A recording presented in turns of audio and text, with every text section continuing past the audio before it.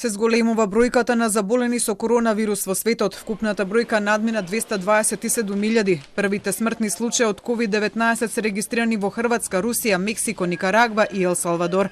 Во Европа Италија го држи приматот со најголем број заболени со речиси 36.000, а по неа се Шпанија и Германија со 17 и со 13.000. Во последното денонокие во Шпанија се заразиле 2378 луѓе, а бројот на смртни случаи се искачи на 129, додека во Германија новозаболени 1300, а починале 5 луѓе. Денеска потврдени се нови 22 случаи на коронавирус во Словенија, со што вкупната бројка таму се искачи на 275, и таа е земја со најголем број на заболени во регионот. Во Хрватска бројката се искачи на 102, а земјата вчера го забележи првиот смртен случај на лице кој имало коронавирус.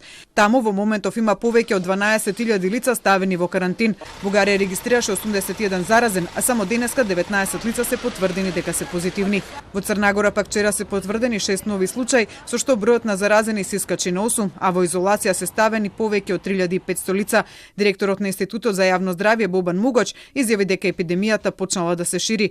Расте бројот на заразени од коронавирус и во Албанија, каде во последните 24 часа се потврдени 5 нови случаи, а вкупната бројка е 64. Еврокомесарот за хуманитарна помош Јанес Ленарчич денеска најави дека европските служби го активираат механизмот со кој ќе се подобри состојбата со медицинска опрема и ќе се прават нејзини залихи. Во САД се зголеми бројот на смртните случаи од коронавирусот на 150 во 22 сојузни држави. Таму вкупно се потврдени 9400 случаи со COVID-19.